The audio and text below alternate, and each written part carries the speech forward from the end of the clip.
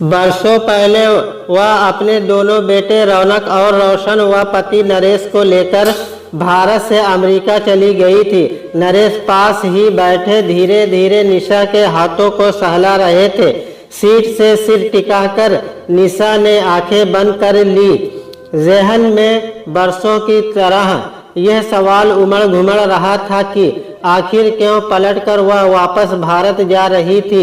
जिस ममता प्यार अपनेपन को वह महज दिखावा व ढकोसला मानती थी, उन्हीं मानवीय भावनाओं की कद्र अब उसे क्यों महसूस हुई, वह भी तब जब वह अमेरिका के एक प्रतिष्ठित फार्म में जनसंपर्क अधिकारी के पद पर थी।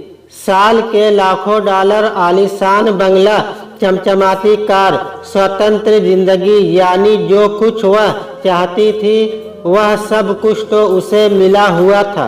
फिर यह विकृत क्यों जिसके लिए निशा ससुराल को छोड़कर महत्व, विश्वास और उत्साह से भर कर 7 समुंदर पार गई थी। वही निशा लुटे पिटे कदमों से मन के किसी कोने में पछतावे का भाव लिए अपने देश लौट रही थी। उद्घोषिता की आवाज़ सुनकर नरेश ने निशा की सीट बेल्ट बांध दी। आंखें खोलकर निशा ने देखा तो पाया कि नरेश कुछ अधिक ही उत्साहित नजर आ रहे थे। एकदम बच्चों की तरह बार बार किलक कर हंस रहे थे। इतने खुश इन 20 सालों में वह पहले कभी नहीं दिखे। अमेरिका की धरती पर जो नरेश ने एक लंबी चुप्पी ही साध ली थी और उनकी चुप्पी को कमजोरी समझकर निशा अब तक अपनी मनमानी करती रही थी। आंखों ही आंखों में नरेश बार बार निशा को भरोसा दिला रहे थे कि देखना, हवाई अड्डे पर हमें लेने बाबूजी जरूर आएंगे। मेरे रिश्तों की नींव इतनी कमजोर नहीं कि जरा से भूकंप से हिल जाए। सामान लेकर बाहर आने के बाद भी जब कोई घर का सदस्य नजर नहीं आया तो नरेश थोड़ा परेशान हो गए। पर तभी पीछे से आवाज आई, मुन्ना। पलटकर देखा तो शीतल गरिमामय व्यक्तित्व के स्वामी बाबूजी खड़े थे। माँ के अंतिम संस्कार में न आ सकने के कारण शर्म से गड़े जा रहे नरेश को आगे बढ़कर बाबूजी ने हृदय से लगा लिया। बहू निशा, जो भारत की धरती पर उतरने से पहले तक चरम प्रश्न को अति विनम्र प्रदर्शन मानती थी, अनायास ही अपने ससुर के कदमों में झुक गई। बाबूजी की खुशी का कोई ठिकाना न रहा। बचपन और बुढ़ापा एक जैसा होता है। बालक और बूढ़े जितनी जल्दी रूठते हैं उतनी ही जल्दी मान भी जाते हैं। बाबूजी से स्नेह पाते ही निशा और नरेश दोनों की आंखों से अविरल आंसू बहने लगे और एक पिता के रूप में चौधरी निरंजन दास की अनुभवी आंखें ताड़ गई कि दाल में जरूर कहीं कुछ काला है, पर वह ये सोच कर खामोश रहे कि बच्चे कितने भी बड़े क्यों न हो जाए, माँ बाप की गोद में अपने को हमेशा महफूज समझते हैं। इसके बाद 2 सुंदर, सजीले, मजबूत कटकाठी के नौजवान आए और झट से निशा के पैरों में झुक गए। दोनों में से एक ने आंख दबाकर पूछा, क्यों चाची, पहचान रही हो कि नहीं? और फिर जोर से ठहाका मारकर हंसने लगा। निशा अपलक दोनों को देखती रह गई तो यह बड़े जेठ के बेटे केशव और यश है। सुंदर, सुशील, विनम्र और रोबीले, बिल्कुल अपने दादा की प्रतिकृति, जिन्हें कभी निशा देहाती गंवार और उज्जट कहा करती थी, जो धूल सने हाथों से कच्ची अमियाँ तोड़कर खाते थे और जिसकी नाक हमेशा बहती रहती थी। ऐसे दोनों बच्चों के चेहरे से अब विद्रता और शालीनता टपक रही थी। यह सोचकर निशा को शक भी हुआ कि हमेशा घरेलू कामों में व्यस्त रहने वाली जेठानी के हाथों हमने कौन से साँचे में ढालकर इन्हें इतना योग्य बनाया है। निशा के विचारों की कड़ी अपनी जेठानी रमा की आवाज़ सुनकर टूटी। साधारण रूप रंग थुल बदन चौड़े किनारे की साड़ी पहने रमा ने भौहों के बीच बड़ी बिंदियां लगाई थी। बड़े प्रेम से वह निशा के गले मिली और कान में धीरे से फुसफुसा कर बोली, देवरानी जी कम से कम बिंदिया तो लगाया करो। पहले निशा उनके इस तरह टोकने पर चिढ़ती थी क्योंकि वह उन्हें एक औसत सोच वाली घरेलू महिला भर समझती थी, पर आज इस बात पर मन में कोई भाव नहीं आया। रमा के चेहरे पर परम संतुष्टि के भाव, असीम तेज और आत्मयाग की पवित्र आभा के दर्शन हुए।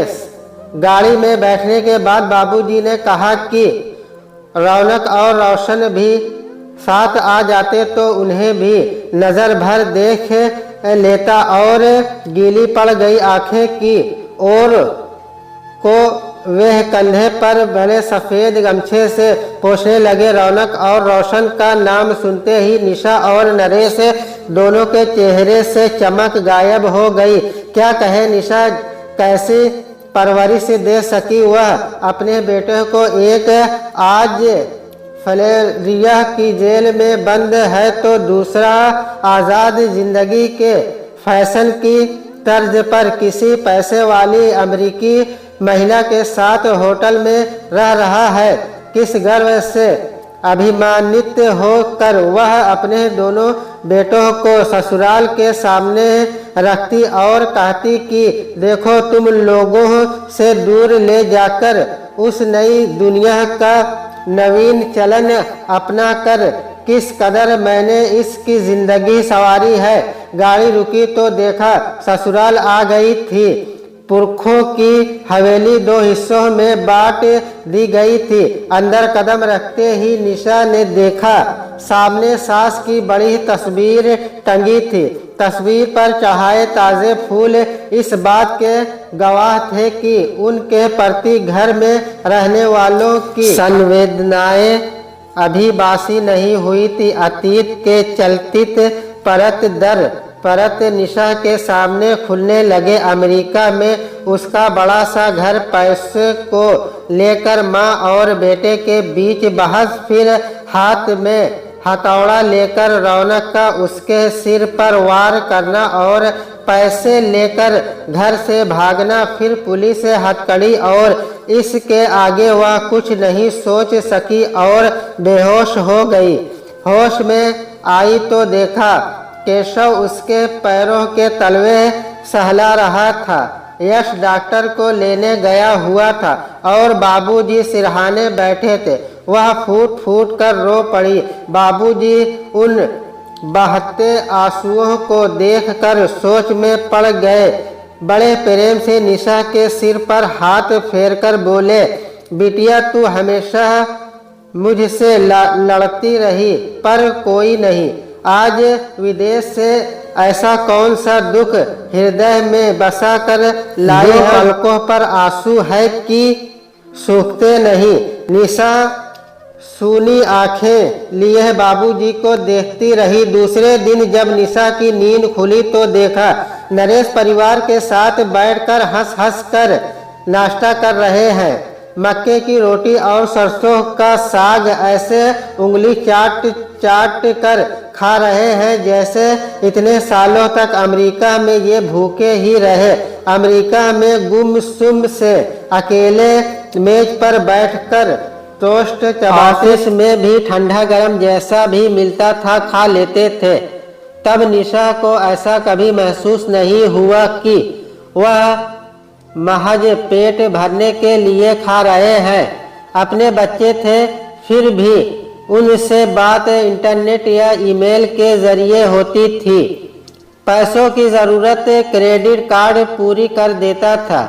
इस अकेलेपन से नरेश अंदर ही अंदर घुटते रहे और मुरझा गए। निशा को लगा कि नरेश एक ऐसे पौधे की तरह थे जो खुली हवा और स्वतंत्र वातावरण में सांस लेना चाहता, पर उसने उस पौधों को सजावट बढ़ाने के लिए फैशनेबल ढंग से ड्रीम किया और गमले में सजा दिया, जिससे वह पौधा खिलने के बजाय मुरझा गया।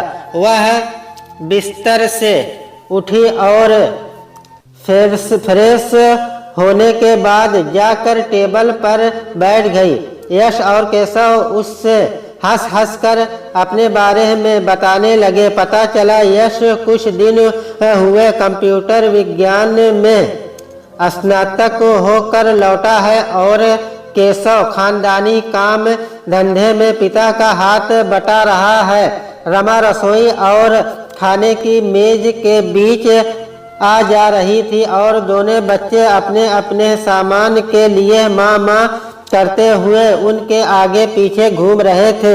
यह सब देखकर निशा को लगा रमा दी ने त्याग, समर्पक और अपनात्व भरे स्वाभिमान के जो बीज कूट कूट कर दोनों बेटे में भरे हो रहे थे, वही निशा ने अपने दोनों बेटे रौनक और रोशन में भर दिया था। अहंकार से भरा लबालब आत्म अभिमान, किसी भी वस्तु को अपनी शर्तों पर पा लेने की लालसा, चाहे कुछ भी दांव पर लग जाए। अमेरिका के एक बहुत बड़े फार्म की जनसंपर्क अधिकारी भारत की एक समाधान से गिरस्थ महिला से तीव्र ईर्ष्या का अनुभव करने लगी। रमा दी को एक बड़ी सी तस्तरी में बाबूजी के लिए गुड़, चना और दूध का गिलास रख कर ले जाते हुए निशा ने देखा। धीरे धीरे कलेवा लेते हुए ससुर और बहू आज के राजनीतिक, सामाजिक और वैज्ञानिक मामलों पर चर्चा कर रहे थे। निशा ने रमा को इस बात के लिए कभी चिंतित वह असुरक्षित नहीं देखा कि इस अटूट निष्ठा का उसे कैसा प्रतिफल या प्रतिदान मिलेगा, जबकि वह खुद इतनी असुरक्षित थी कि हर पल उसे अपने किए गए हर काम का सीधा सीधा फल मिलना बहुत ज़रूरी था।